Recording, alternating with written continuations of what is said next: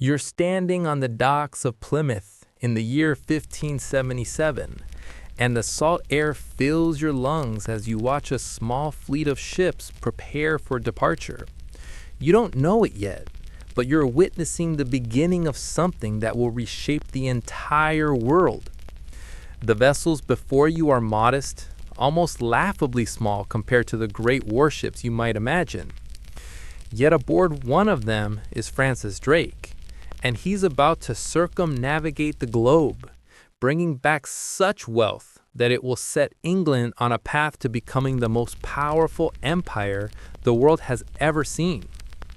But let's step back even further, because you need to understand that England wasn't always destined for greatness. In fact, for much of the medieval period, you would have found England to be a relatively minor player on the European stage. While you watched Spain and Portugal divide the New World between them in the late 1400s, England was still recovering from decades of civil war. The Wars of the Roses had left the country exhausted, its nobility decimated, and its treasury nearly empty. You see, when Christopher Columbus sailed west in 1492, he did so under the Spanish flag. When Vasco da Gama rounded the Cape of Good Hope and opened the sea route to India in 1498, he sailed for Portugal. England had missed the boat, quite literally. While you might have stood on those same Plymouth docks 50 years earlier, you would have seen nothing but fishing vessels and modest merchant ships engaged in the wool trade. The exotic spices, silks, and gold that were beginning to flood into Lisbon and Seville seemed destined to pass England by entirely. Yet something changed during the reign of Henry VIII. You're familiar with him, no doubt, for his 6 wives and his break with Rome. But while you've heard those stories countless times, you might not have considered how his decision to establish the Church of England set in motion events that would propel his island nation toward empire. By rejecting papal authority, Henry created a nation that stood apart from Catholic Europe. England became, in a sense, an outsider, and outsiders must be bold to survive. Under his daughter, Elizabeth I, you would have noticed a shift in England's fortunes. The year is now 1558, and you're watching a 25-year-old woman ascend to the throne of a kingdom that's broke, divided by religion, and threatened by the most powerful empire of the age, Spain. If you had been asked to bet on England's survival, let alone its rise to dominance, you probably would have kept your money in your pocket. But Elizabeth proved to be one of history's great survivors, and more importantly, one of its great opportunists. You see her embracing a policy that would define English expansion for centuries. She couldn't compete with Spain directly, so she decided to rob them instead. This is where those men you saw earlier, Drake, Hawkins, Raleigh, and others, come into the picture. You watch as Elizabeth transforms them from pirates into heroes, from criminals into knights of the realm. Imagine yourself aboard the Golden Hind, Drake's flagship, as it slips through the Strait of Magellan in 1578. You're only 80 men, and you've already lost 2 ships to storms. The cold is bone deep, and you haven't seen land for weeks. But Drake has promised you riches beyond imagination, and you've chosen to believe him. You're hunting Spanish treasure ships, and when you finally spot one off the coast of Peru, your heart races. You're about to participate in one of the most profitable raids in history. The Spanish called Drake El Drake, the dragon. You can understand why as you watch him seize ship after ship, relieving them of silver, gold, and precious stones. By the time you return to England in 1580, you circumnavigated the world, and the treasure in the hold is worth more than the entire annual revenue of the English crown. You stand on deck as Queen Elizabeth herself comes aboard to knight Drake. You realize then that piracy, when conducted on behalf of the crown, has a different name, privateering.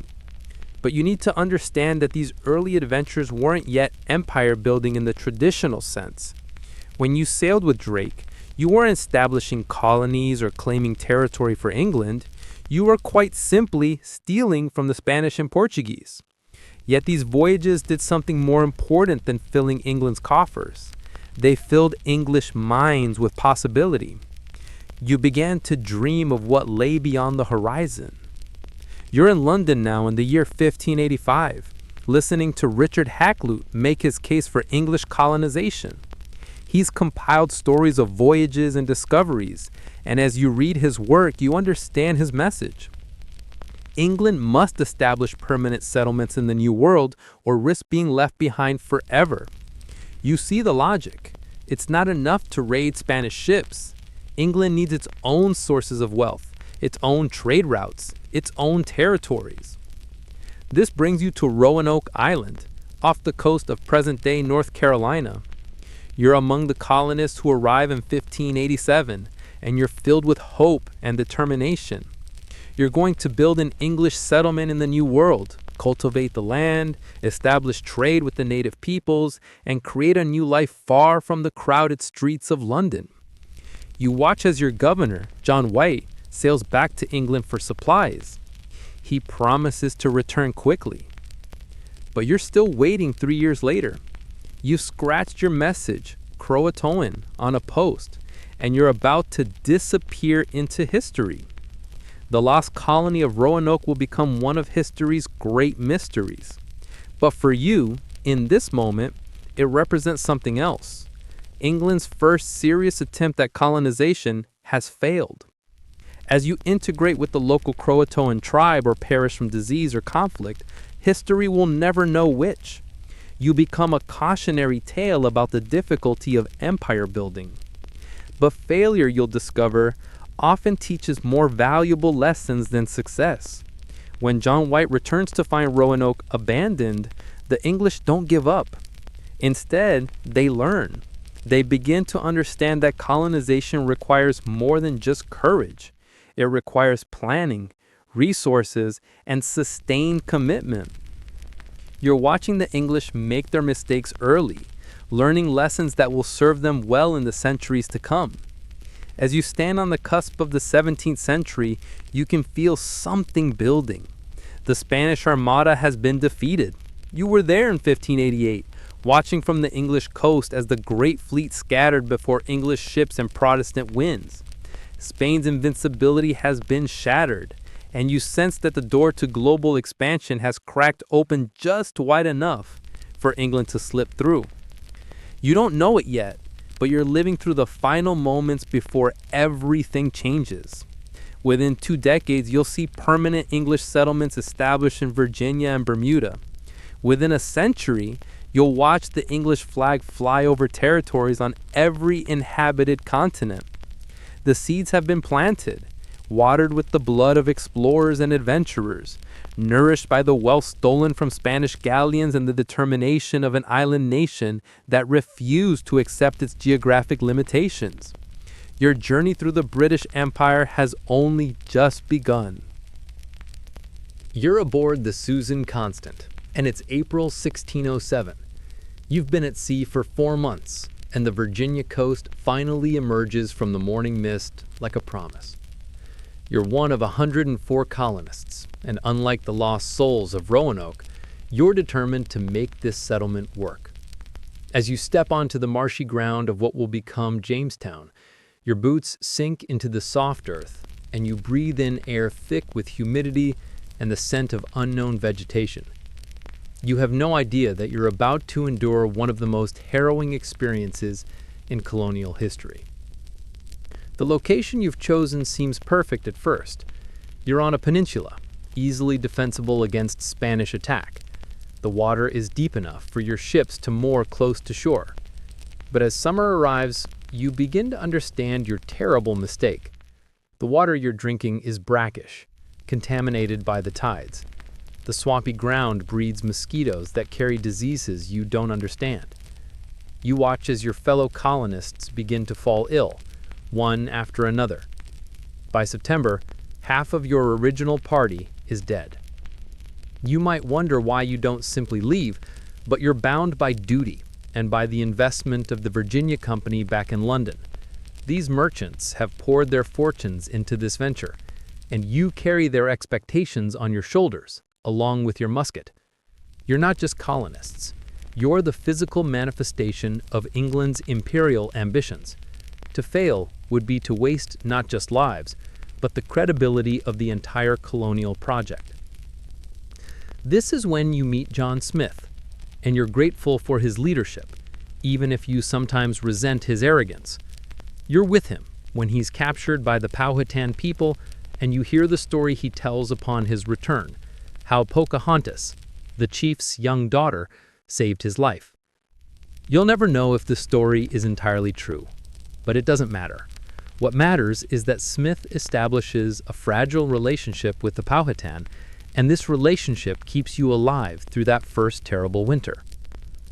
But Smith returns to England in 1609, and you're about to face what will be called the starving time. You're trapped in the fort during the winter of 1609-1610, and the Powhatan have laid siege. You can't venture out to hunt or forage without risking attack. The supplies you have aren't enough. You watch the death toll climb from dozens to scores. You're eating horses, then dogs, then rats. Some colonists turn to acts you can't bear to speak of even years later. By the time spring arrives, only 60 of the 500 colonists who entered that winter are still alive. You're preparing to abandon Jamestown forever when ships arrive from England with new supplies and new colonists. It feels like a miracle, and you're given a second chance. But you understand now that survival here requires more than courage. It requires a fundamental transformation in how you approach this land. You can't simply extract wealth as Drake did from Spanish ships. You need to create it. This is where tobacco enters your story. You're working in the fields in 1612 when John Rolfe introduces a new strain of tobacco from the Caribbean. You've tried growing the native tobacco, but it's harsh and unpleasant. This new variety, though, you take a draw and realize you're holding something valuable. Within a few years, you're shipping tobacco back to England, and it's selling faster than you can grow it. You watch as Jamestown transforms from a struggling outpost into a profitable enterprise. But profit comes with a price, and you're about to witness the beginning of something that will stain the empire's legacy for centuries. Tobacco requires intensive labor, and you don't have enough hands. Initially, you rely on indentured servants from England, poor souls who trade 7 years of labor for passage to the New World. You might be one yourself, counting down the days until your freedom. But in 1619, you watch as something changes. A Dutch ship arrives in Jamestown, and aboard it are 20 Africans. They're sold as indentured servants, but you sense that their bondage will be different from yours. You're witnessing the first Africans brought to English North America, and though you don't yet see it clearly, you're watching the foundation being laid for an institution that will become chattel slavery. Let's shift your perspective across the Atlantic now to the year 1600. You're in London, and you're attending the founding of the East India Company. You've invested a modest sum, more than you can afford to lose, but the potential returns are staggering.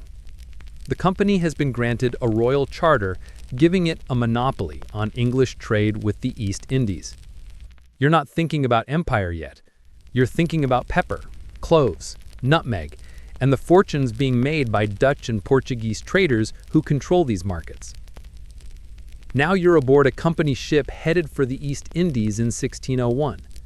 The journey around the Cape of Good Hope takes 8 months, and you lose a quarter of your crew to scurvy and disease. But when you finally reach the Spice Islands, you're overwhelmed by the sights, sounds, and smells. You negotiate with local sultans, competing against Dutch traders who resent your presence. You're not trying to conquer territory. You're simply trying to establish trading posts and secure contracts for spices. But you quickly discover that the Dutch East India Company is more powerful, better funded, and willing to use force to maintain their dominance. In 1623, you hear news of the Amboina Massacre, where Dutch authorities tortured and executed 10 English traders on accusations of conspiracy. You realize that the Spice Island might be too dangerous, too contested. The East India Company needs to look elsewhere. This brings you to India in 1608, where you're establishing a trading post at Surat on the western coast.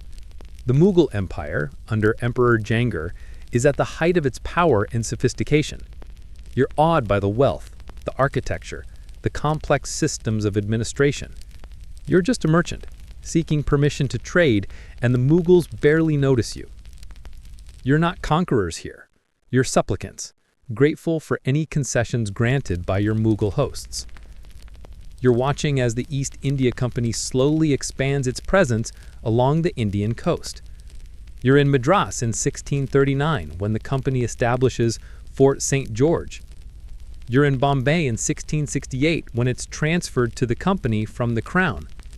You're in Calcutta in 1690 when Job Charnock establishes what will become one of the company's most important settlements. But in all these places, you're still just a trader, operating with the permission of local rulers, adapting to local customs, learning local languages. You're beginning to see a pattern emerge in these early decades of English expansion. In North America, you're struggling to survive, planting crops and building settlements from scratch in often hostile conditions. In the Caribbean, where you've also established footholds in Barbados and other islands, you're creating plantation economies based on sugar and slavery. In India, you're inserting yourself into existing commercial networks, trading English wool and silver for Indian cotton, silk, and spices. These different approaches reflect the different realities you're facing in different parts of the world. You're not following a master plan for empire. You're improvising, adapting, sometimes barely surviving. The British Empire isn't being designed. It's emerging organically from thousands of individual decisions made by merchants, adventurers, and colonists who are chasing profit, adventure, or simply a better life than the one they left behind in England.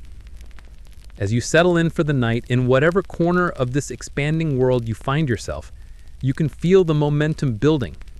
The foundations have been laid, however shakily. The first permanent colonies have been established. The mechanisms of trade have been set in motion. You don't know it yet, but you're living through the empire's infancy. And like all infants, it's messy, vulnerable, and full of surprising resilience. You're standing on a beach in Barbados in the year 1627.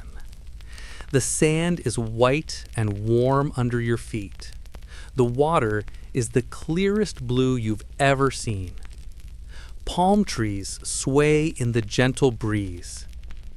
This looks like paradise, and you've come here to start a new life. You're one of the first English settlers on this small Caribbean island. Right now, you're planting tobacco and cotton. You don't know it yet, but everything is about to change because of one crop: sugar. Let's move forward to 1640. You're still in Barbados, but the island looks different now. Sugarcane plants stretch as far as you can see.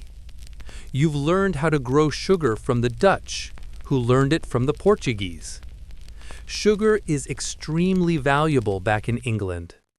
People love its sweet taste, and they're willing to pay high prices for it. You realize you can make a fortune here. But growing sugar is hard work. It's much harder than growing tobacco. You need to cut the cane, crush it, boil the juice, and process it quickly before it spoils. The heat from the boiling houses is intense. The work is backbreaking. You need many workers to make sugar production profitable. At first, you use indentured servants from England, like in Virginia.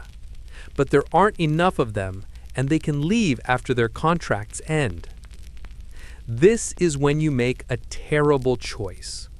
You start buying enslaved Africans. By 1650, you see slave ships arriving regularly at the Barbados port. You watch as men, women, and children are brought off the ships in chains. They've survived a horrific journey across the Atlantic. Many of their fellow captives died on the way. Now they're forced to work on your sugar plantations with no hope of freedom. You see the numbers change rapidly. In 1640, there were only a few hundred enslaved Africans in Barbados. By 1660, there are over 20,000. By 1700, there are more than 50,000 enslaved people and fewer than 20,000 white settlers. You've created a society built on slavery, and sugar has made it happen. The wealth flowing from Barbados is enormous. You ship sugar back to England, and English merchants sell it across Europe. The profits are incredible. Some plantation owners become richer than English nobles. They build grand houses and live in luxury, while enslaved people work in terrible conditions in the fields and boiling houses. You've created what people start calling white gold, sugar that's as valuable as silver. This pattern repeats across the Caribbean. You move to Jamaica after the English capture it from Spain in 1655. It's a bigger island with more land for sugar plantations. You watch as Jamaica becomes even more profitable than Barbados. Then there's Antigua, Nevis, and other small islands. All of them follow the same model: sugar plantations worked by enslaved Africans. Now you need to understand something important. This slavery system creates what historians call the triangular trade. Let me explain how it works, and you'll see how you're part of it. Ships leave England carrying manufactured goods, cloth, guns, metal tools, and rum. These ships sail to West Africa. There, English traders exchange these goods for enslaved Africans. The ships then cross the Atlantic to the Caribbean or North America. This horrible journey is called the Middle Passage. The enslaved people are sold to plantation owners like you. The ships then fill up with sugar, tobacco, and cotton and sail back to England. Then the cycle starts again. You're making money at every stage of this triangle. English merchants profit from selling goods to Africa. Slave traders profit from selling people. You profit from their forced labor. English merchants profit again from selling sugar in Europe. The whole system feeds the growth of English wealth and power. But it's built on human suffering on a massive scale. Let's shift your view to the ocean now. It's 1652, and you're a sailor in the English Navy. England is at war with the Dutch Republic.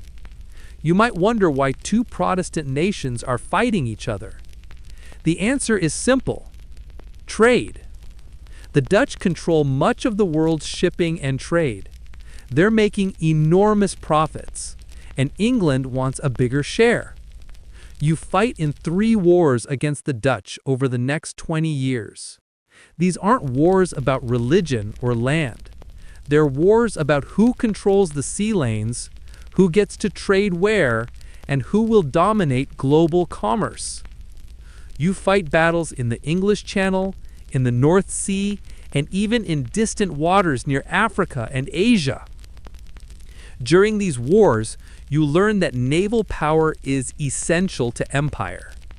If you control the seas, you can protect your merchant ships. You can attack enemy commerce. You can move troops and supplies where you need them. You watch as England builds more and more warships. The Royal Navy grows stronger with each passing year.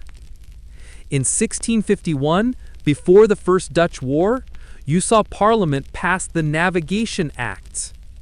These laws say that goods coming to England or English colonies must travel on English ships or ships from the country where the goods were made. This law is directly aimed at the Dutch, who make their money by carrying other countries' goods. You're part of enforcing these laws at sea. When you stop a Dutch ship carrying French wine to England, you're not just following orders, you're participating in economic warfare. By 1674, when the Third Dutch War ends, you notice something important. England hasn't won every battle, but it has survived. The Dutch are exhausted from fighting both England and France. Meanwhile, English trade has kept growing. More English ships sail the oceans. More English merchants make profits. The balance of maritime power is shifting. You're now in New York, except it's not called New York yet. It's 1664, and you're part of an English fleet that just captured this place from the Dutch. They called it New Amsterdam. Now it's renamed after the Duke of York, the king's brother. You've taken it without firing a shot. The Dutch colonists here simply accepted English rule. This gives England control of the coast from Maine to Carolina. The English colonies in North America are now connected. You sail north to see the other English colonies. Massachusetts is growing quickly. So are Connecticut and Rhode Island. These northern colonies are different from Virginia or Barbados.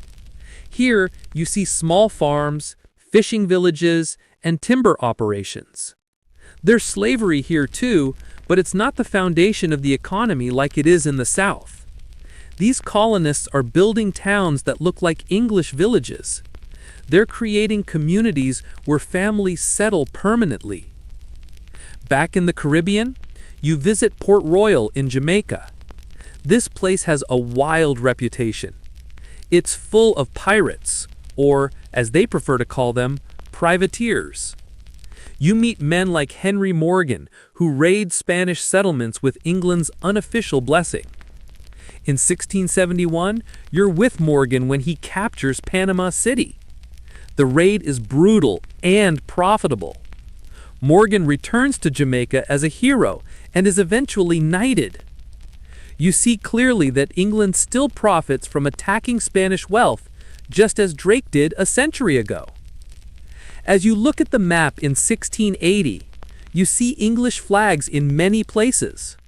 The 13 colonies in North America are growing. The Caribbean islands are producing enormous wealth. Trading posts dot the coast of India. Settlements exist in West Africa to support the slave trade. England doesn't have the biggest empire yet. Spain's is still larger. But you can feel momentum building.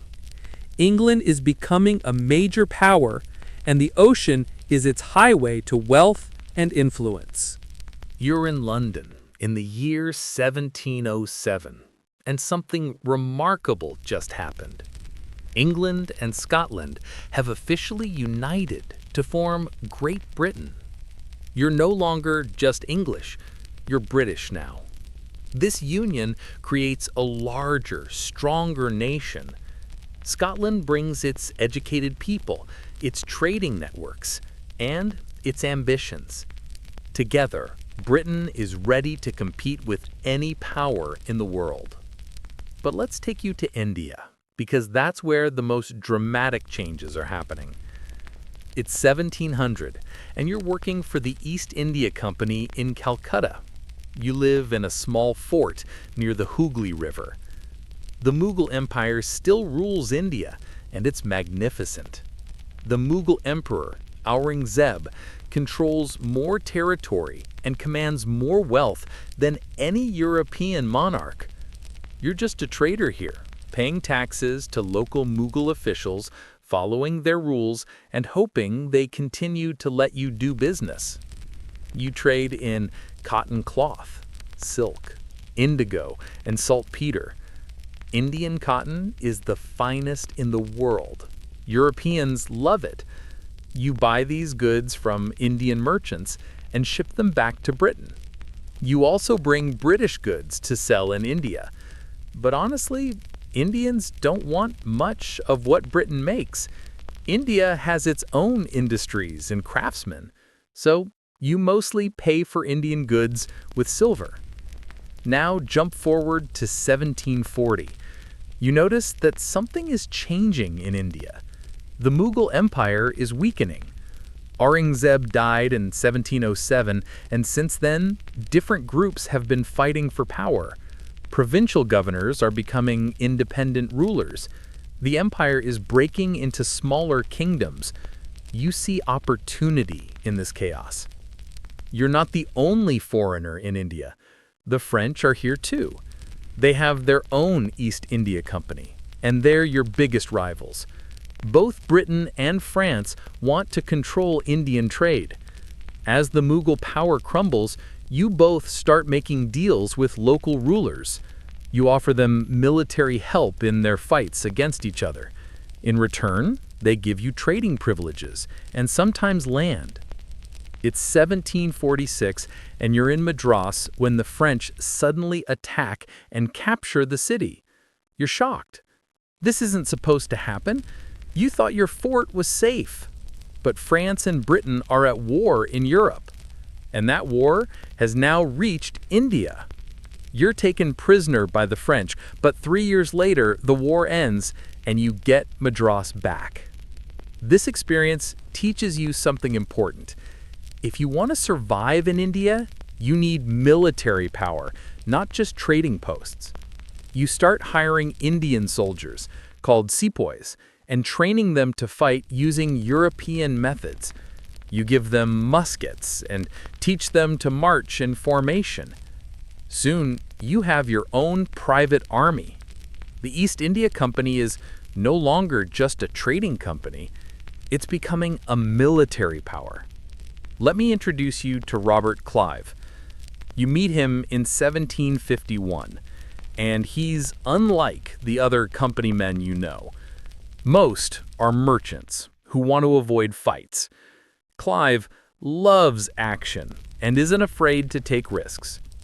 You're with him in Arcot when he leads a small force to capture a fort held by a much larger enemy army. You're outnumbered 10-1, but Clive's bold attack works. You hold the fort for 50 days against constant attacks.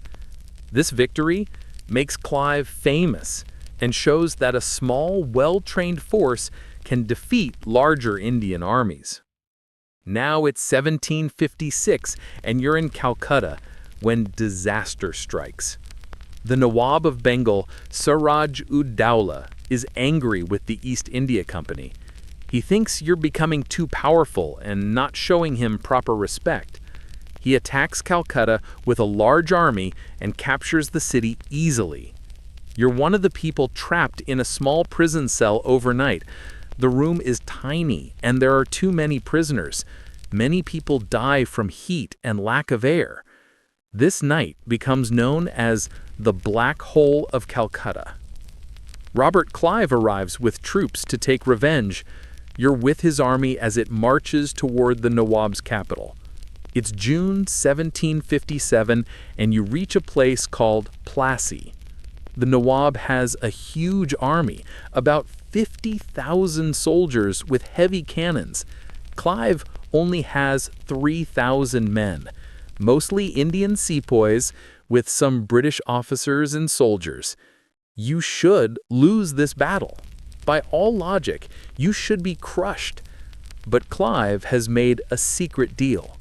Mir Jafar, one of the Nawab's top commanders, has agreed to betray his master. During the battle, you watch as Mir Jafar's forces don't fight. They just stand there while you attack the Nawab's army. The battle is over quickly. The Nawab flees and is later killed. Mir Jafar becomes the new Nawab, but everyone knows he's only in power because of the British. He owes everything to you and the East India Company. The Battle of Plassey changes everything. Bengal is the richest region in India. It has fertile farmland, millions of people, and produces enormous amounts of goods. Now, you control it. The East India Company suddenly has the wealth of an entire province at its disposal. You're no longer just traders. You're rulers. You watch as the company takes control of Bengal's tax collection. Previously, you paid taxes to Indian rulers. Now, Indians pay taxes to you. The money is incredible. Millions of pounds flowing into company accounts every year. Some of this goes back to Britain, making shareholders rich. Some goes to paying your sepoy army. Some goes into the pockets of company officials who become wealthy beyond their dreams. But let me show you the dark side of this conquest. It's 1770, and you're traveling through Bengal during a terrible famine. The monsoon rains have failed for 2 years. Crops have died. You see starving people everywhere. Bodies lie in the streets. Entire villages are empty. Perhaps 10 million people die in this famine, a third of Bengal's population. Why is the famine so bad? The company has been collecting taxes heavily, leaving farmers with nothing to save for hard times. The company has also changed farming patterns, forcing farmers to grow cash crops like indigo instead of food.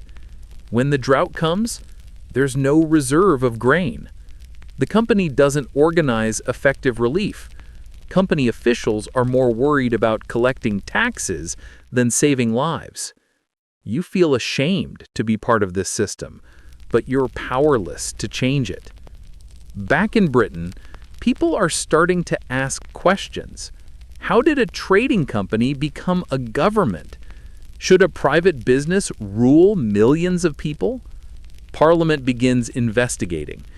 In 1773, you see the government pass the Regulating Act. This law gives the British government more control over the East India Company. The company can still trade and make profits, but now it has to answer to Parliament. You're appointed to help govern company territories in India. Warren Hastings is the first Governor General, and you work under him. You're trying to create a stable government, but it's difficult. You're ruling millions of Indians with only a few thousand British officials. You depend on Indian clerks, administrators, and soldiers to make the system work. You learn Indian languages. You study local laws and customs. You're building a new kind of government, a British system imposed on an Indian society. By 1780, you look at a map and realize something astonishing has happened. In just 25 years, Britain has gone from being one trading company among many to being the dominant power in eastern India. You control Bengal, parts of the coast, and you're making alliances with Indian princes across the region. The French have been defeated. The Dutch are irrelevant. Only one question remains. How much further will British power expand across India? You're standing in Boston Harbor on the cold night of December 16th, 1773. You're watching something extraordinary happen. A group of colonists, some dressed as Native Americans, are boarding 3 British ships. They're throwing chests of tea into the dark water. Chest after chest splashes into the harbor. You can smell the tea as it hits the water. This is the Boston Tea Party, and you're witnessing the beginning of the end of Britain's first empire. Let me take you back a few years so you understand why this is happening. It's 1763, and Britain has just won a huge victory. You fought in the 7 Years' War, a massive conflict that spread across Europe, North America, India, and the Caribbean. In North America, you helped defeat the French and their Native American allies. Britain now controls all the land from the Atlantic coast to the Mississippi River. In India, you helped defeat French forces there too. Britain seems unstoppable. But wars are expensive. The British government spent enormous amounts of money fighting the French. Now Parliament needs to pay off those war debts. The members of Parliament look at the American colonies and think, we fought this war partly to protect them, so they should help pay for it. This seems reasonable to people in Britain, but you're about to discover that the colonists see things very differently. In 1765, Parliament passes the Stamp Act. You're in Virginia when you hear about it. This law requires colonists to buy special stamped paper for legal documents, newspapers, and even playing cards. The money goes to Britain. You're angry about this. You and other colonists say that Parliament has no right to tax you because you don't have representatives in Parliament.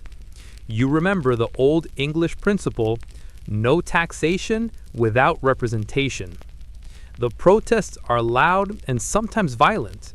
You join crowds that force stamp collectors to resign. You refuse to buy the stamped paper. Britain eventually backs down and cancels the Stamp Act. But then Parliament passes other taxes. There's a tax on tea, paint, paper, and glass. Each time you protest. Each time tensions grow. You're in Boston in 1770 when British soldiers fire into a crowd, killing 5 colonists. People call it the Boston Massacre. You see the bodies in the street and your anger toward Britain grows stronger.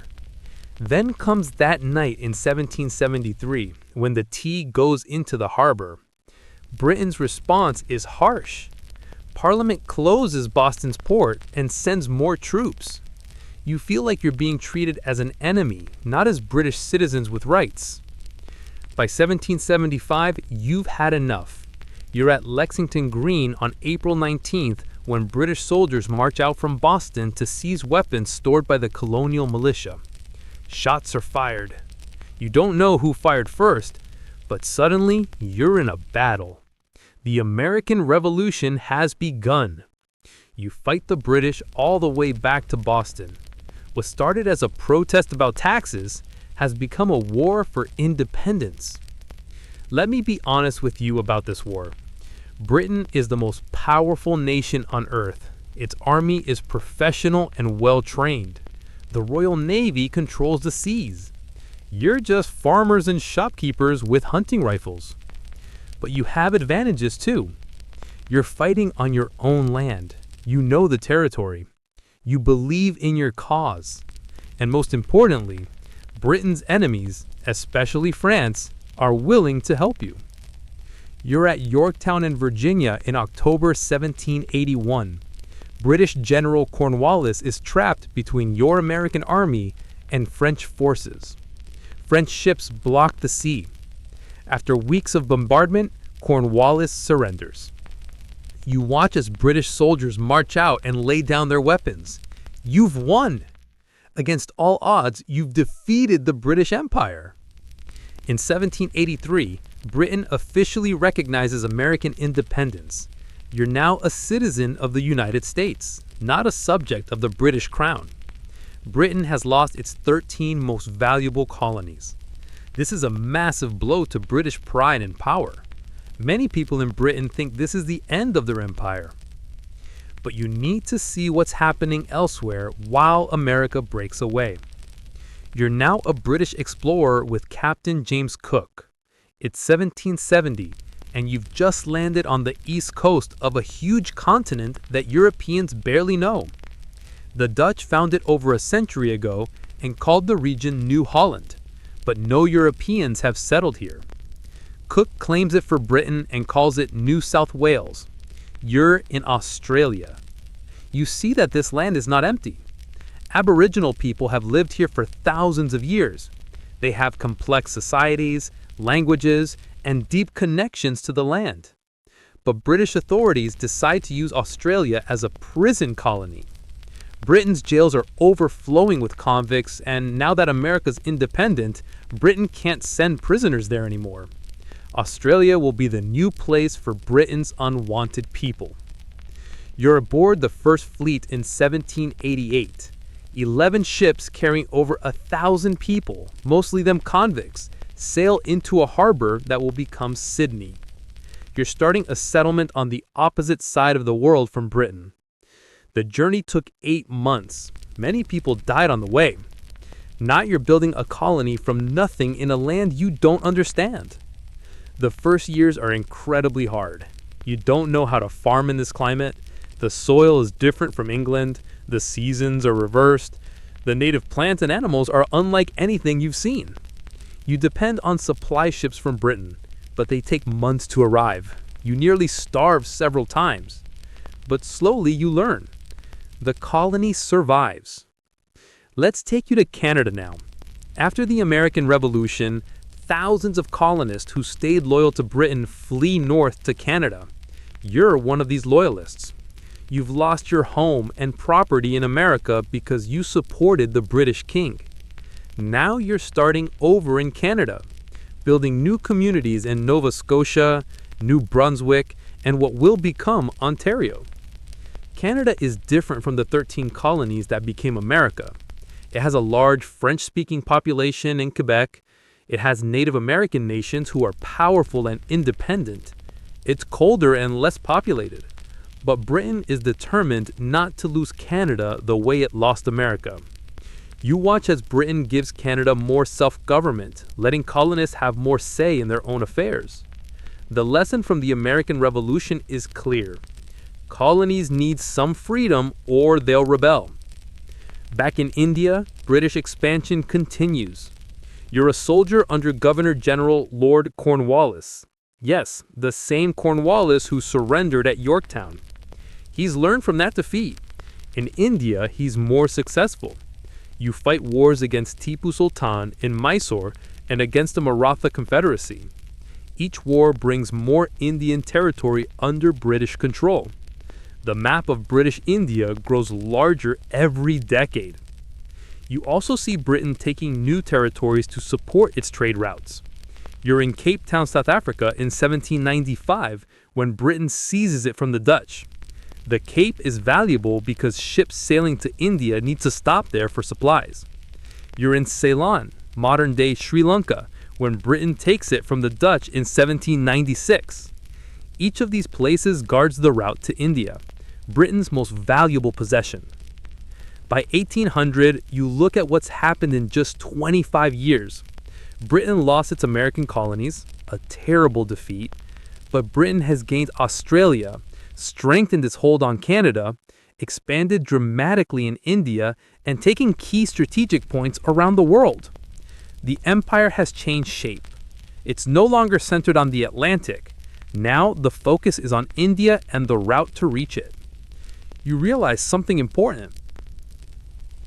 You're standing in Boston Harbor on the cold night of December 16, 1773.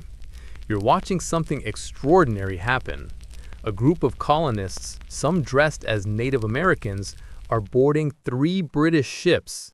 They're throwing chests of tea into the dark water. Chest after chest splashes into the harbor. You can smell the tea as it hits the water.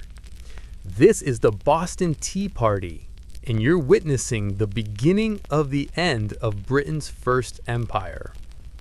Let me take you back a few years so you understand why this is happening. It's 1763, and Britain has just won a huge victory. You fought in the 7 Years' War, a massive conflict that spread across Europe, North America, India, and the Caribbean. In North America, you helped defeat the French and their Native American allies. Britain now controls all the land from the Atlantic coast to the Mississippi River. In India, you helped defeat French forces there too. Britain seems unstoppable. But wars are expensive. The British government spent enormous amounts of money fighting the French. Now Parliament needs to pay off those war debts. The members of Parliament look at the American colonies and think, we fought this war partly to protect them, so they should help pay for it. This seems reasonable to people in Britain, but you're about to discover that the colonists see things very differently. In 1765, Parliament passes the Stamp Act. You're in Virginia when you hear about it. This law requires colonists to buy special stamped paper for legal documents, newspapers, and even playing cards. The money goes to Britain. You're angry about this. You and other colonists say that Parliament has no right to tax you because you don't have representatives in Parliament. You remember the old English principle, no taxation without representation. The protests are loud and sometimes violent. You join crowds that force stamp collectors to resign. You refuse to buy the stamped paper. Britain eventually backs down and cancels the Stamp Act. But then Parliament passes other taxes. There's a tax on tea, paint, paper, and glass. Each time you protest. Each time tensions grow. You're in Boston in 1770 when British soldiers fire into a crowd, killing 5 colonists. People call it the Boston Massacre. You see the bodies in the street and your anger toward Britain grows stronger.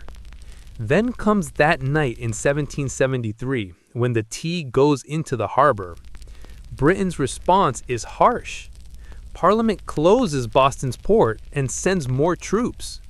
You feel like you're being treated as an enemy, not as British citizens with rights. By 1775, you've had enough. You're at Lexington Green on April 19th when British soldiers march out from Boston to seize weapons stored by the colonial militia. Shots are fired. You don't know who fired first, but suddenly you're in a battle. The American Revolution has begun. You fight the British all the way back to Boston. What started as a protest about taxes has become a war for independence. Let me be honest with you about this war. Britain is the most powerful nation on earth. Its army is professional and well-trained. The Royal Navy controls the seas. You're just farmers and shopkeepers with hunting rifles. But you have advantages too. You're fighting on your own land. You know the territory. You believe in your cause. And most importantly, Britain's enemies, especially France, are willing to help you. You're at Yorktown in Virginia in October 1781. British General Cornwallis is trapped between your American army and French forces. French ships block the sea. After weeks of bombardment, Cornwallis surrenders. You watch as British soldiers march out and lay down their weapons. You've won!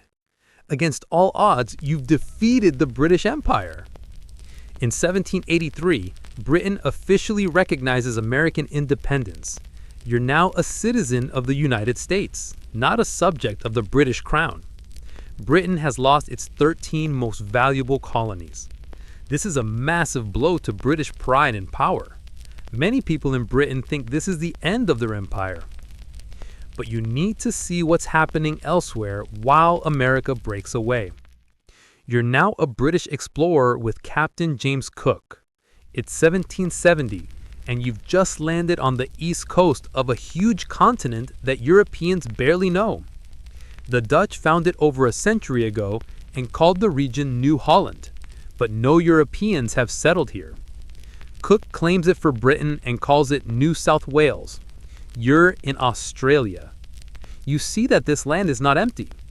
Aboriginal people have lived here for thousands of years. They have complex societies, languages, and deep connections to the land. But British authorities decide to use Australia as a prison colony. Britain's jails are overflowing with convicts, and now that America's independent, Britain can't send prisoners there anymore. Australia will be the new place for Britain's unwanted people. You're aboard the First Fleet in 1788. 11 ships carrying over 1,000 people, mostly them convicts, sail into a harbor that will become Sydney. You're starting a settlement on the opposite side of the world from Britain. The journey took 8 months. Many people died on the way. Now you're building a colony from nothing in a land you don't understand. The first years are incredibly hard. You don't know how to farm in this climate. The soil is different from England. The seasons are reversed. The native plants and animals are unlike anything you've seen. You depend on supply ships from Britain, but they take months to arrive. You nearly starve several times. But slowly you learn. The colony survives. Let's take you to Canada now. After the American Revolution, thousands of colonists who stayed loyal to Britain flee north to Canada. You're one of these loyalists. You've lost your home and property in America because you supported the British king. Now you're starting over in Canada, building new communities in Nova Scotia, New Brunswick, and what will become Ontario. Canada is different from the 13 colonies that became America. It has a large French-speaking population in Quebec. It has Native American nations who are powerful and independent. It's colder and less populated. But Britain is determined not to lose Canada the way it lost America. You watch as Britain gives Canada more self-government, letting colonists have more say in their own affairs. The lesson from the American Revolution is clear. Colonies need some freedom or they'll rebel. Back in India, British expansion continues. You're a soldier under Governor General Lord Cornwallis. Yes, the same Cornwallis who surrendered at Yorktown. He's learned from that defeat. In India, he's more successful. You fight wars against Tipu Sultan in Mysore and against the Maratha Confederacy. Each war brings more Indian territory under British control. The map of British India grows larger every decade. You also see Britain taking new territories to support its trade routes. You're in Cape Town, South Africa in 1795 when Britain seizes it from the Dutch. The Cape is valuable because ships sailing to India need to stop there for supplies. You're in Ceylon, modern-day Sri Lanka, when Britain takes it from the Dutch in 1796. Each of these places guards the route to India, Britain's most valuable possession. By 1800, you look at what's happened in just 25 years.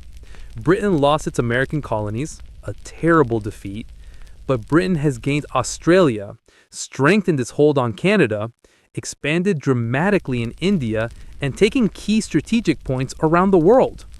The empire has changed shape. It's no longer centered on the Atlantic. Now the focus is on India and the route to reach it. You realize something important. You're in London in 1799, and everyone is talking about one man, Napoleon Bonaparte. This French general has taken power in France and seems unstoppable. He's won battles across Europe. He's threatened to invade Britain itself. You hear rumors that he's planning something even more dangerous, an invasion of India to destroy Britain's empire. You feel genuine fear because Napoleon might actually succeed. Let me take you to Egypt in 1798. You're a sailor in the Royal Navy under Admiral Horatio Nelson. Napoleon has brought a French army to Egypt, and you understand why. Egypt sits between Europe and Asia. If France controls Egypt, French ships can threaten British trade routes to India. Napoleon dreams of marching from Egypt through the Middle East all the way to India. It sounds crazy, but you've learned not to underestimate him. Your ship is part of Nelson's fleet, searching for the French Navy. For weeks, you sail the Mediterranean looking for them. Finally, on August 1st, 1798, you find the French fleet anchored in Abu Qir Bay near the mouth of the Nile River. You count 13 French ships of the line, massive warships with dozens of cannons. The French think they're safe because they're anchored close to shore.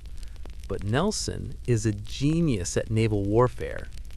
As evening falls, you watch your fleet attack in an unexpected way. Some British ships sail between the French fleet and the shore, a space the French thought was too shallow. You're attacking the French from both sides at once. They're trapped. The battle rages through the night. You hear the deafening roar of cannons. You see ships burning. Then you see the French flagship, L'Orient, explode in a massive blast that lights up the entire bay. The explosion is so loud that people hear it miles away. By morning, the French fleet is destroyed. You've won the Battle of the Nile. And Napoleon's army is now stranded in Egypt. Without ships, they can't receive supplies or reinforcements. They can't threaten India. Napoleon will eventually abandon his army and sneak back to France. You've saved British India without ever going there. You return to Britain as a hero. Nelson becomes the most famous admiral in the world. But the war with France isn't over. For the next 7 years, you watch as Napoleon conquers most of Europe. Spain, Italy, Austria, Prussia, they all fall to French armies. Only Britain stands against him, protected by the sea and the Royal Navy. It's 1805, and Napoleon is planning to invade Britain. He's gathered a huge army on the French coast. He just needs his navy to control the English Channel long enough to bring his troops across. You're terrified because if Napoleon lands in Britain with his veteran army, you'll likely lose.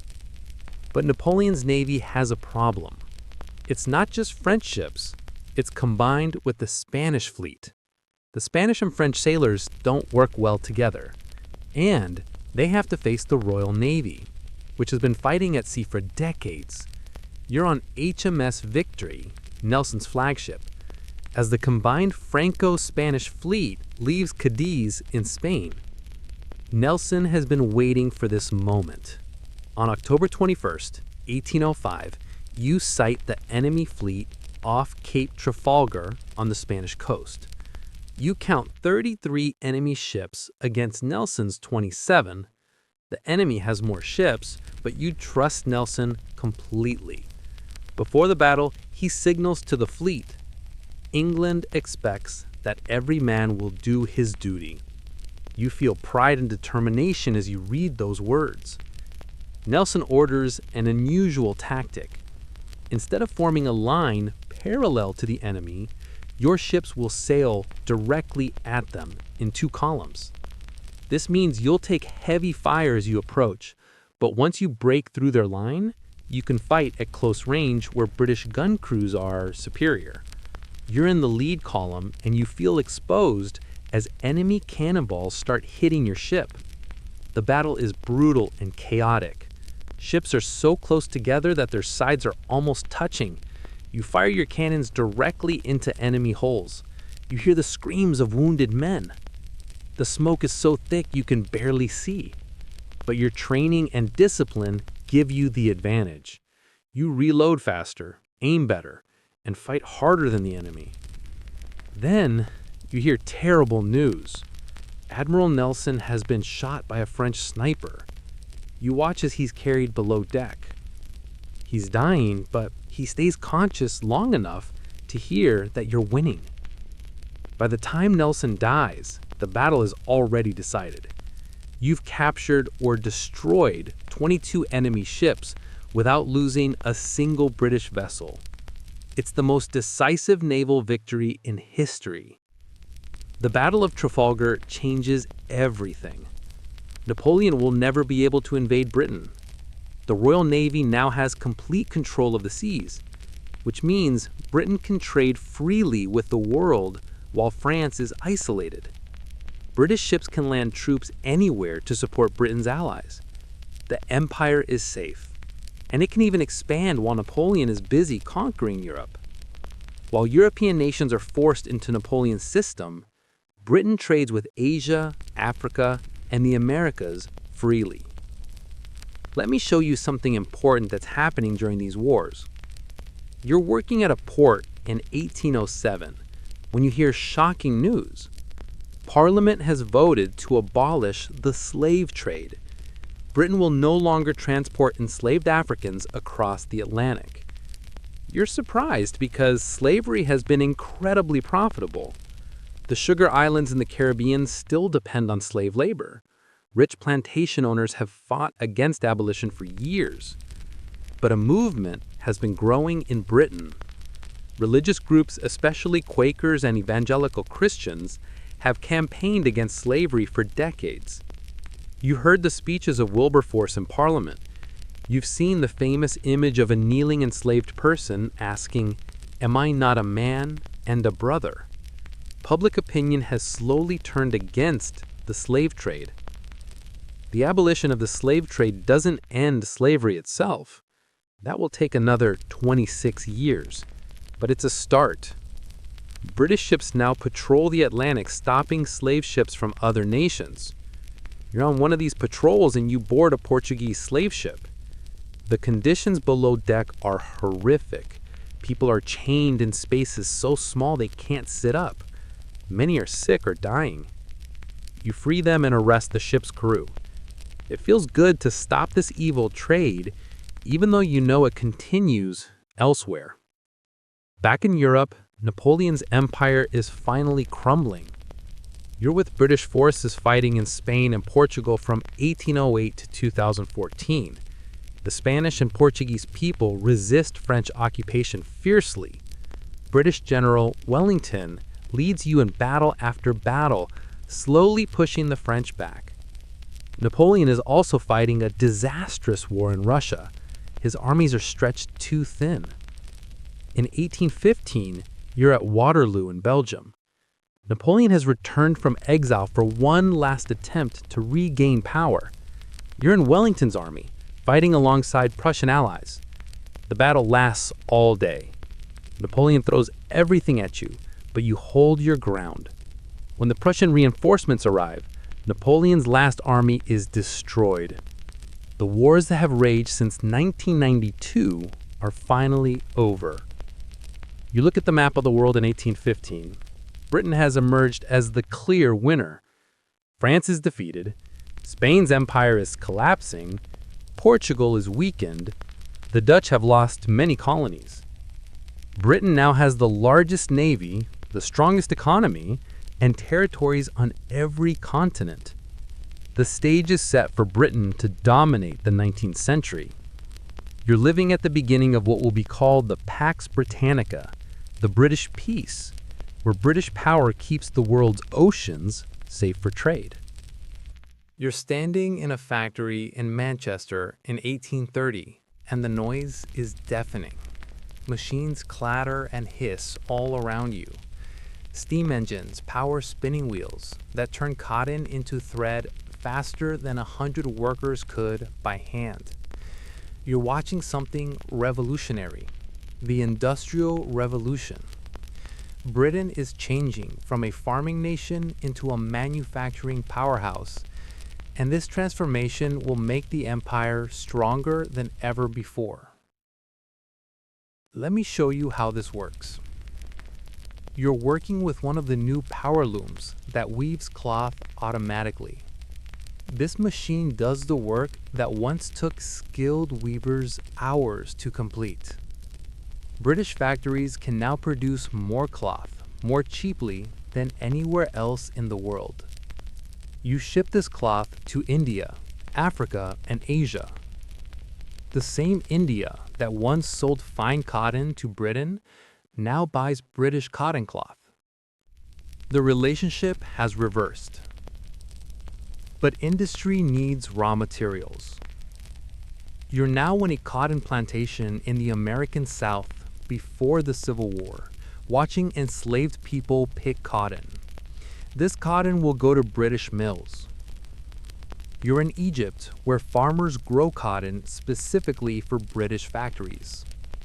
You're in India, where peasants are encouraged to grow cotton instead of food crops.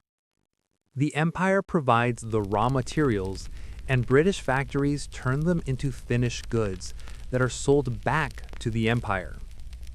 It's a system designed to keep Britain wealthy and powerful.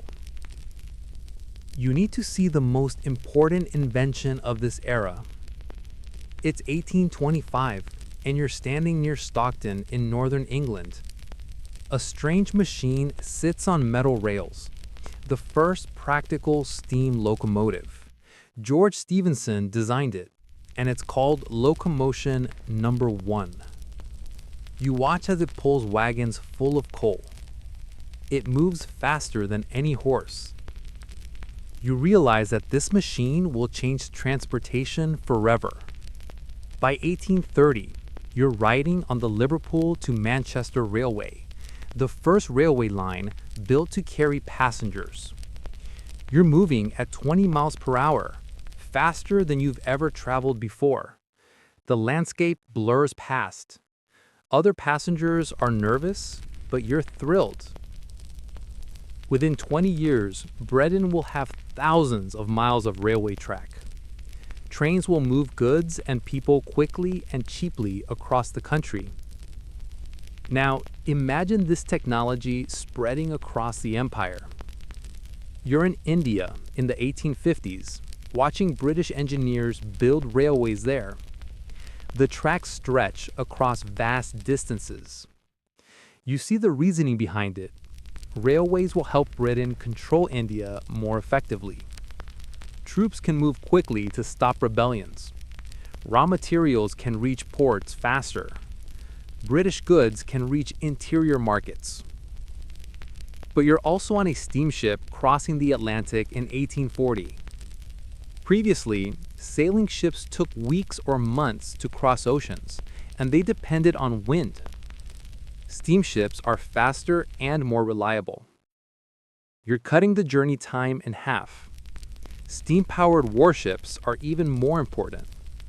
The Royal Navy now has iron-hulled, steam-powered warships that are superior to any other navy in the world. You can project British power anywhere on the globe. Let me take you to China in 1839. You're a British trader, and you're selling opium to Chinese merchants. Opium comes from British-controlled India. The Chinese government has banned opium because it's destroying Chinese society. Millions are addicted. But opium is incredibly profitable for British merchants. The Chinese emperor orders his officials to destroy British opium stocks in Canton. You watch as they dump 20,000 chests of opium into the sea. Britain's response is war. You're shocked that Britain would fight a war to force China to accept opium, but that's exactly what happens. You're aboard a British warship during the First Opium War from 1839 to 1842. Chinese war junks and coastal forts can't compete with British steamships and modern artillery. You sail up rivers, bombard cities, and force China to negotiate. The Treaty of Nanking in 1842 gives Britain exactly what it wants. China must pay compensation, open 5 ports to British trade, and give Britain the island of Hong Kong. You're among the first British settlers in Hong Kong. It's mostly bare rock and fishing villages now, but Britain will turn it into a major trading port. More importantly, China has been forced to accept British terms. The Opium Wars show that British military technology gives you the power to impose your will on ancient empires. You're back in India now, and it's 1857. Something terrible is happening. Indian soldiers in the British Army, sepoys, are rebelling. You hear that a rumor started the rebellion. The new rifle cartridges are greased with pig and cow fat, which offends both Muslim and Hindu soldiers. But you know the rebellion runs deeper. Indians resent British rule, British racism, and British interference with Indian customs and religions. The rebellion spreads quickly. You're in Delhi when rebel forces capture the city and declare the old Mughal emperor as their leader. You're in Lucknow during a siege that lasts months. You see terrible violence on both sides. Rebels kill British civilians, including women and children. When British forces recapture cities, they execute rebels without trial and destroy whole villages in revenge. By 1858, the rebellion is crushed, but it changes everything. The British government decides that the East India Company can no longer rule India. You watch as the company is dissolved. India becomes a direct colony of the British Crown. Queen Victoria becomes the Empress of India. The British government will now rule India directly through a viceroy and the Indian civil service.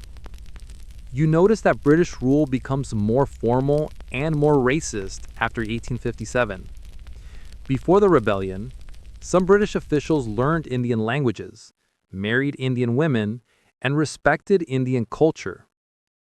After 1857, British and Indians are more separated. You see British officials living in their own areas, sending their children to British schools, and treating Indians as inferior subjects rather than potential equals. Let me show you British expansion in Africa during this period. You're exploring the interior of Africa in the 1850s with David Livingstone, a Scottish missionary and explorer. You travel through regions no European has mapped before.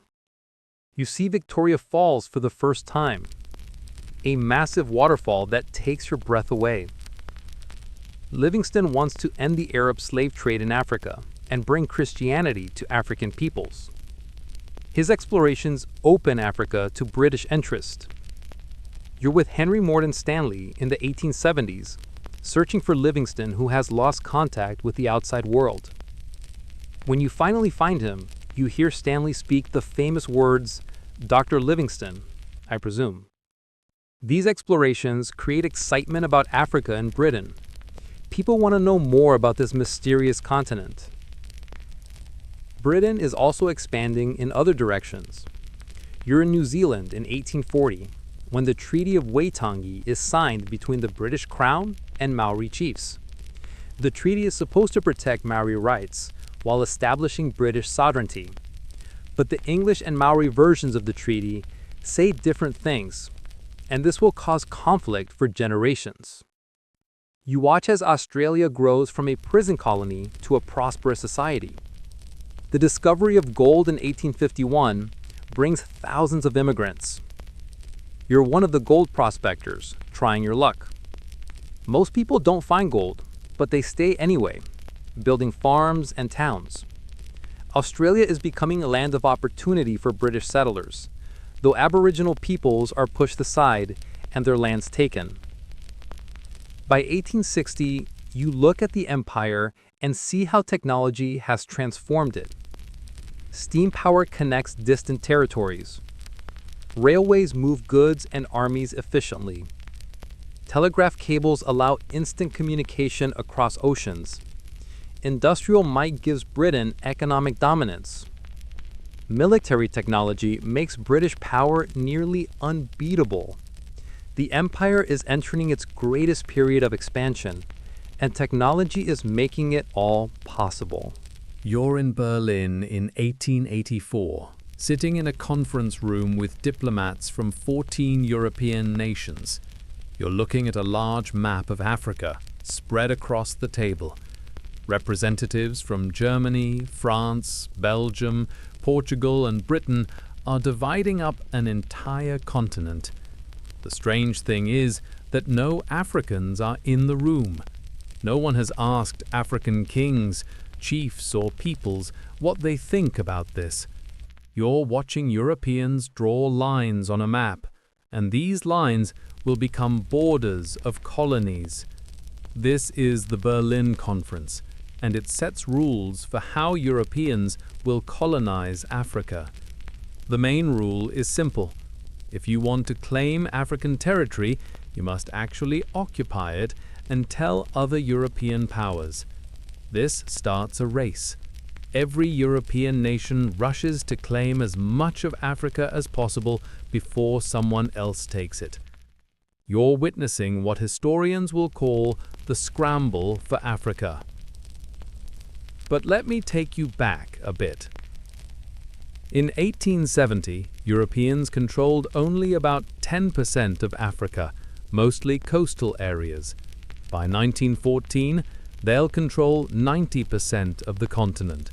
You're going to watch this dramatic transformation happen in just 40 years. You're in southern Africa in 1870, and diamonds have just been discovered near the Orange River. You join thousands of fortune seekers rushing to dig for diamonds. The town of Kimberley springs up almost overnight. You work in the diamond mines alongside African laborers. A young man named Cecil Rhodes arrives here, and you watch him become fabulously wealthy. He doesn't just dig for diamonds, he buys up other people's claims and consolidates them.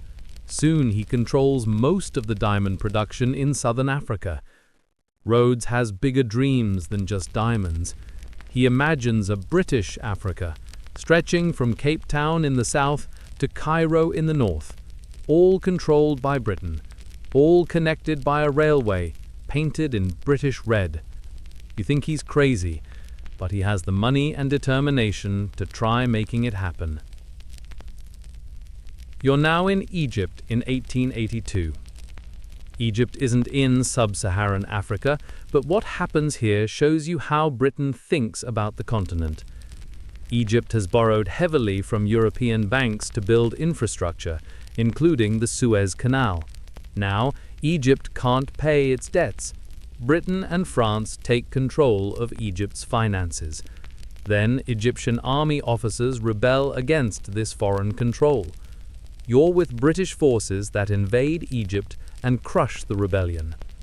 Britain now controls Egypt, though technically Egypt is still part of the Ottoman Empire. Why does Britain care so much about Egypt? Because of the Suez Canal. This canal, which opened in 1869, is a shortcut to India. Instead of sailing around Africa, a journey of months, ships can now cut through the canal and reach India in weeks. You realize that Egypt is strategic, not valuable for itself, but because it sits on the route to India. Let me show you British expansion in West Africa. You're in Lagos, Nigeria in the 1880s.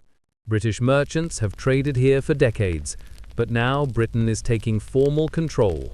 You move inland with British forces, making treaties with local chiefs. Sometimes the chiefs sign willingly, sometimes you threaten them with violence, sometimes you just forge their signatures. You're creating a colony called Nigeria that will include hundreds of different ethnic groups who have never been united before. You're also in the Gold Coast, modern-day Ghana. The Ashanti Empire here is powerful and well-organized. They don't want British rule.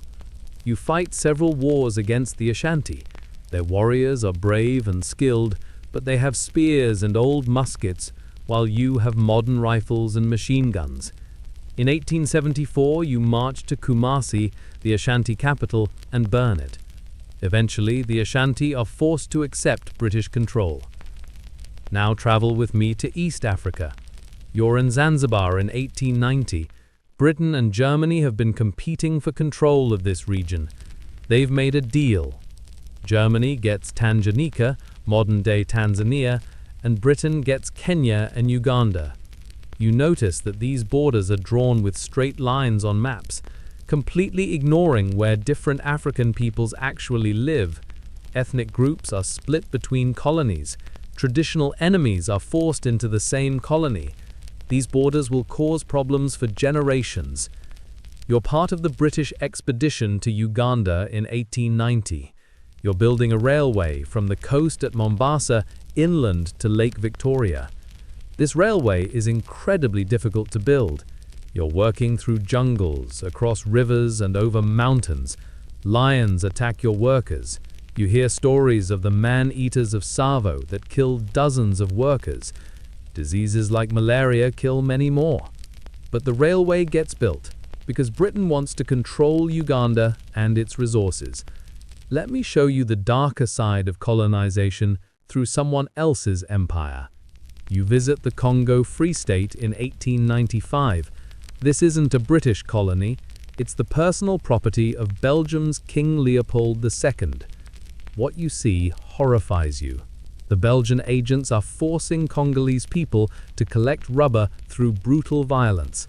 If workers don't meet their rubber quotas, soldiers cut off their hands. Entire villages are massacred. Millions of Congolese people will die from violence, starvation, and disease in what becomes one of history's worst atrocities. You report what you've seen, and there's international outrage. British activists like Edmund Morrell campaign against Leopold's brutal system. But you notice something troubling.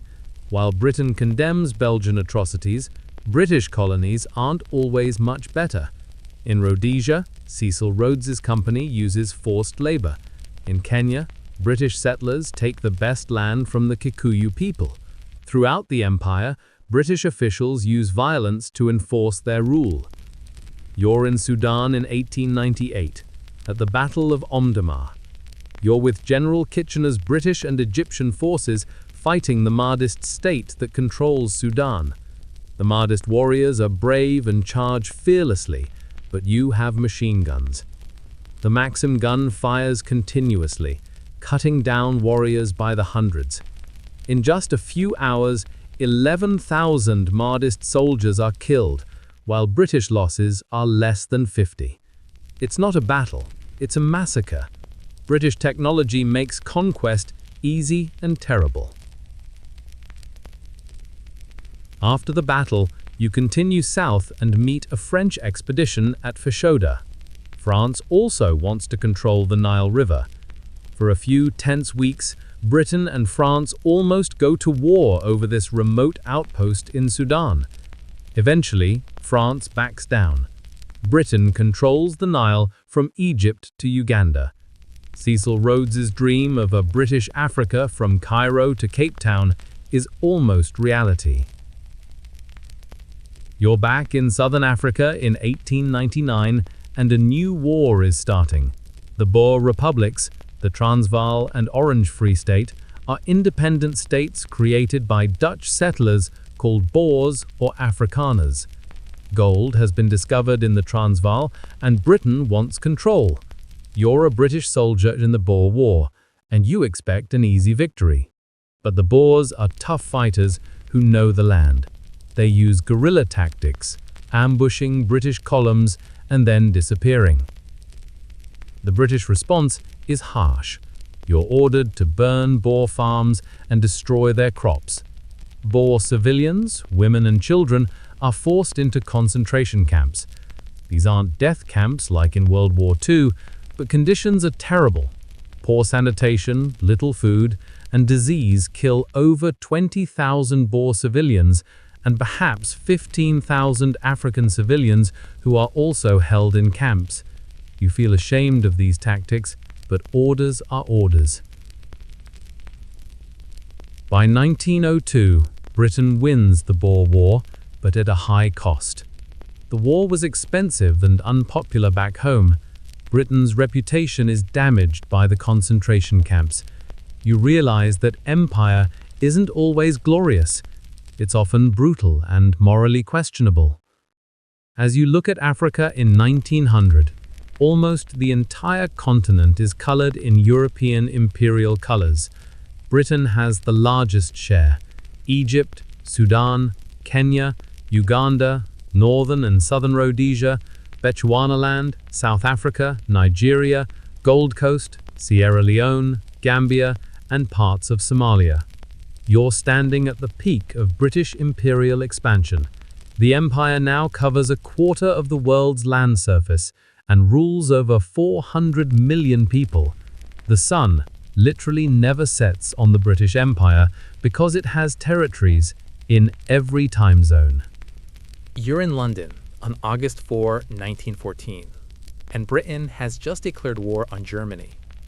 Crowds fill the streets, cheering and waving flags. Young men rush to join the army, excited about the adventure ahead. Everyone thinks the war will be over by Christmas. You're caught up in the enthusiasm, but you have no idea that you're about to witness the bloodiest conflict in human history, a war that will change the British Empire forever. What you need to understand is that this isn't just Britain's war. When Britain declares war, the entire empire is automatically at war too. You're in India when you hear the news. Indian princes immediately pledge their loyalty and their troops. You're in Canada, Australia, and New Zealand, and these dominions send thousands of volunteers to fight for Britain. You're in Africa, where colonial subjects are recruited or forced into service. This is a truly global war, and the empire provides Britain with enormous resources. Let me take you to the Western Front in France in 1915. You're in a trench, and it's nothing like the glorious adventure you imagined. The trench is muddy and filled with rats. You can smell death in the air. German trenches are just a few hundred yards away. Between you and them is no man's land, filled with barbed wire and shell craters. You've been here for months, and the front line has barely moved. You're with soldiers from all over the empire. There are Canadians, Australians, New Zealanders, South Africans, and Indians fighting beside British troops. You hear different accents and languages. You share your rations with a soldier from Jamaica.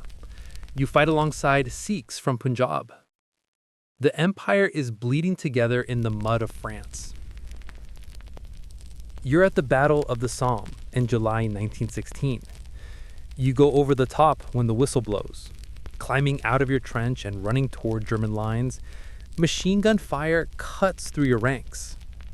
Artillery shells explode around you. You see your friends fall, but you keep running. On the first day of the Somme, nearly 20,000 British and Empire soldiers are killed and almost 40,000 wounded. It's the bloodiest day in British military history. And the battle continues for months. Let me take you to Gallipoli in 1915. You're an Australian soldier, an Anzac, landing on a beach in Turkey. Britain wants to knock the Ottoman Empire out of the war and open a route to help Russia. The plan seems simple. Land troops, capture the forts, and control the straits. But nothing goes as planned. Turkish troops hold the high ground and fight fiercely. You're pinned down on the beaches and cliffs. Disease spreads through the camps. After 8 months and over 100,000 casualties, you evacuate. The campaign is a disaster. For Australia and New Zealand, Gallipoli becomes a defining moment. You fought bravely, but British generals made terrible decisions that cost thousands of lives. You begin to question whether British leadership deserves your automatic loyalty. A sense of national identity is growing. You're still loyal to the empire, but you're Australian first now. You're now in Mesopotamia, modern-day Iraq, in 1917. The Ottoman Empire controls this region, and Britain wants it because of oil. Oil is becoming crucial for modern navies and armies. You're fighting in brutal desert heat against Turkish forces. The campaign is difficult, but eventually Britain captures Baghdad. After the war, Britain will take control of Mesopotamia as a mandate from the League of Nations. The empire is still expanding, even during the war. Let me show you what's happening in India. You're in Punjab in 1919, and there's growing unrest. Indians have contributed enormously to the war effort. Over 1 million Indian soldiers fought for Britain. Thousands died in France, Mesopotamia, and East Africa. Indian taxpayers funded much of the war. Indians were promised reforms and more self-government in return for their loyalty. But now that the war is over, Britain is slow to deliver on those promises. You're in Amritsar on April 13, 1919.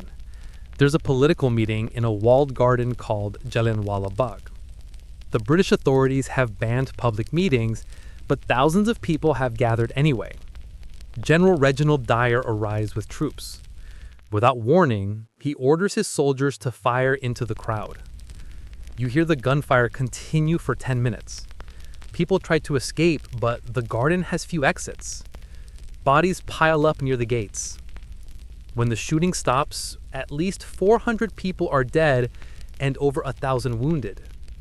The Amritsar massacre shocks India and the world.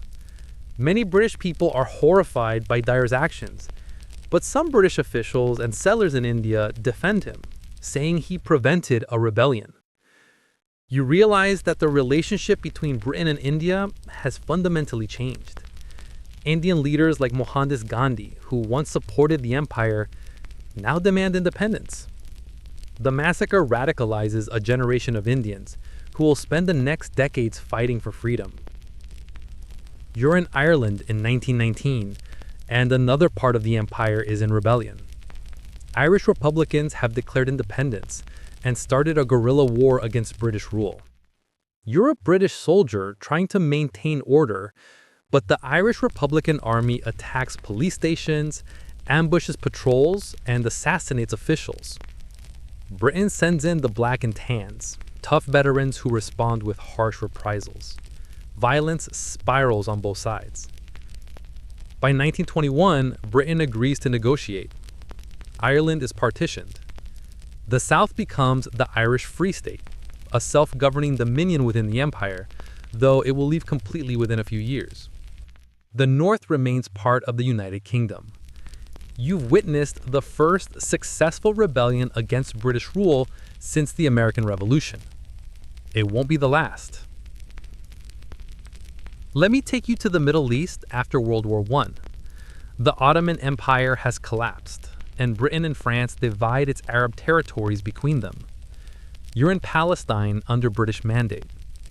Britain has made contradictory promises. The Balfour Declaration promised support for a Jewish homeland in Palestine.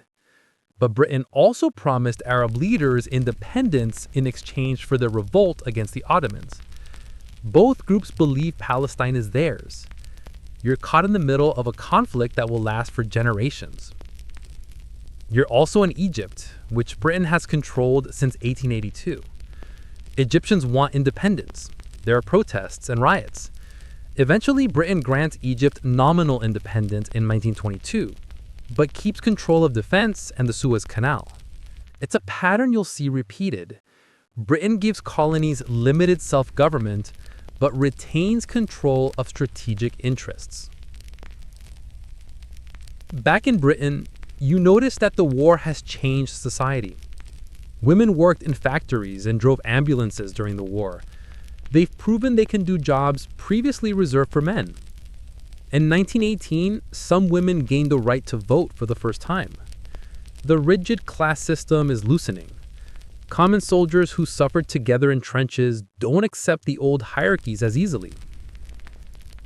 The war has also weakened Britain economically. You spent enormous amounts of money, borrowed heavily from the United States. Britain is now a debtor nation. The United States has emerged as a major economic power. You're still the largest empire, but you're no longer the richest nation. You notice something else changing. The white dominions, Canada, Australia, New Zealand, and South Africa, signed the Treaty of Versailles separately from Britain. They joined the League of Nations as independent members. They're still loyal to the British Crown, but they're asserting their own identities and interests. The empire is evolving into something looser, something called the British Commonwealth. You're at the Imperial Conference in 1926 when the Balfour Declaration, not the one about Palestine, but a different one, defines the new relationship. Britain and the Dominions are described as autonomous communities within the British Empire, equal in status. You're no longer colonies subordinate to Britain. You're partners. This is the fundamental shift, though Britain still controls the non-white parts of the empire completely. As you look at the empire in 1930, it appears larger than ever on maps. Britain gained territory from Germany's colonies in Africa and from the Ottoman Empire. But beneath the surface, cracks are showing. India demands independence. Egypt has limited autonomy. Ireland has broken away. The dominions assert their independence. The cost of maintaining the empire grows heavier. The Great War revealed that Britain needs the empire, but the empire is starting to question whether it needs Britain.